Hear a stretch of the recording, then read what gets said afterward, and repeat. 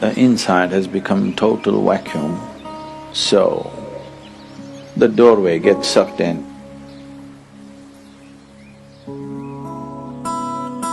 Another way of opening the third eye is you contain everything inside. The first way of doing is the best way of doing.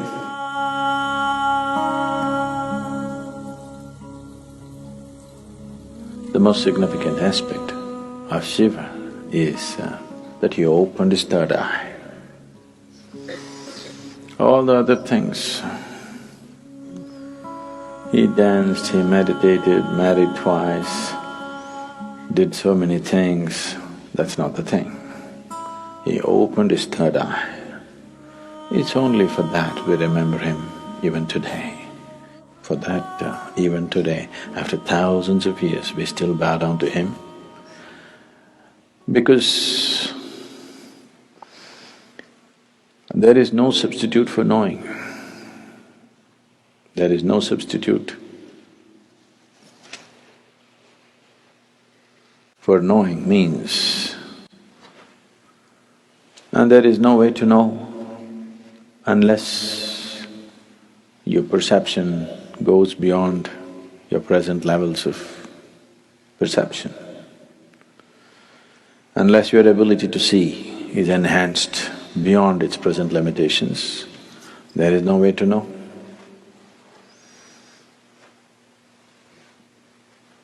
To know is to be free. So, Shiva is significant for us not because he's wrecked in Himalayas, not because he played with snakes, not because of this or that, because he opened his third eye. He perceived what most human beings fail to perceive. What is unseen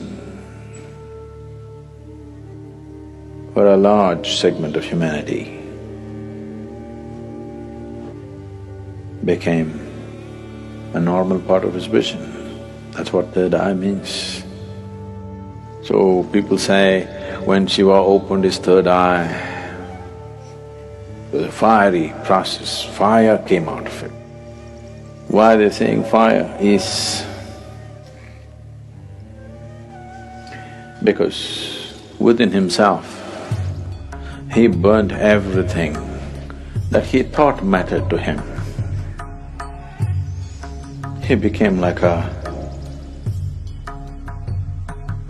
fire chamber, like a kiln, that within himself he burnt everything that can be burnt, and then from every pore of his body, instead of sweat and blood coming, ash came out. Why? Shiva is always depicted as ash smeared. He didn't go about smearing ash. Ash came out of his pores. This is to indicate that he has burnt it all. He has burnt every shred of ignorance, everything that one believes as true, he burnt.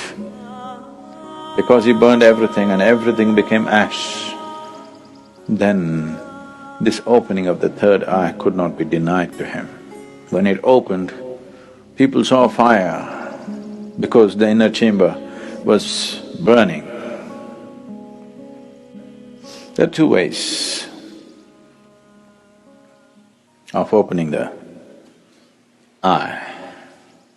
One way is the inside has become total vacuum, so the doorway gets sucked in and naturally has to open. The doorway becomes limp and falls inward because there is nothing.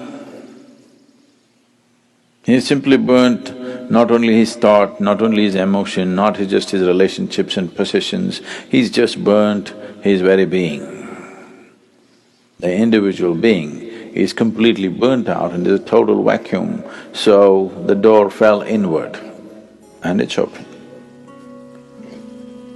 So people saw fire because it was burning still.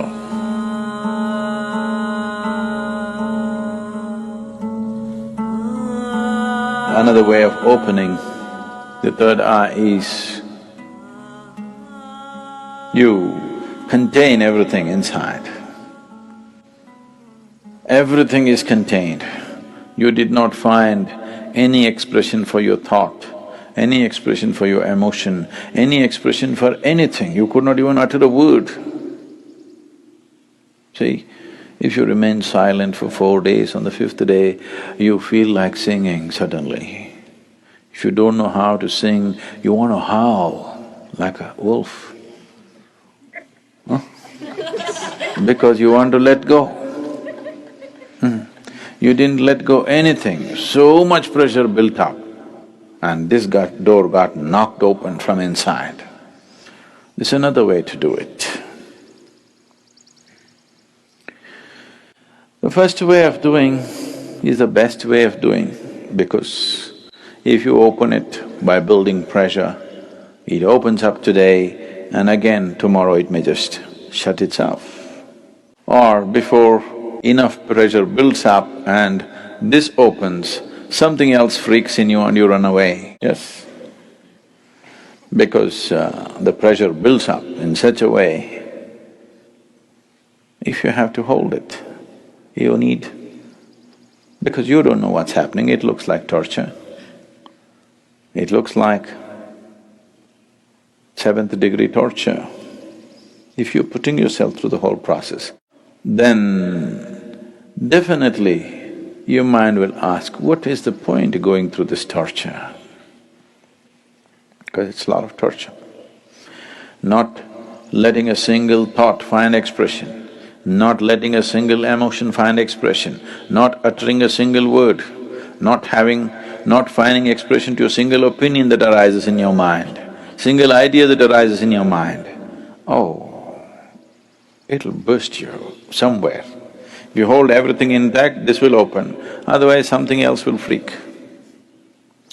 But you are a little… you're diplomatic. You believe in the middle path. That means you don't wish to get anywhere. People who believe in the middle path, they're determined not to get anywhere in their life. Middle path means just your comfort zone. Neither this nor that. Either you become empty, the sheer power of vacuum will open it, or you build up pressure in you, it'll burst open. 2 ways of opening. Middle path means you are a professional bullshitter. Really. Full-time bullshitter you are, not professional. Profession means they do it only part-time, right? They do it only certain times of the day. It doesn't matter where you go, you do your own stuff. Middle path. Middle path is a way of not getting anywhere, and after some time thinking, this doesn't go anywhere. Right now you're walking on the street, suddenly you found a big rock, there are only 2 ways to go, either this way or this way. This way a tiger is growling, this way there's fire burning. You think the best thing is middle path, that is to go into the rock. Obviously this is not going to go anywhere. This will give you good exercise for some time. If you try to go into the rock, it's a good exercise, really, it'll build a lot of good muscle if you take the middle path. It's just that you don't go anywhere.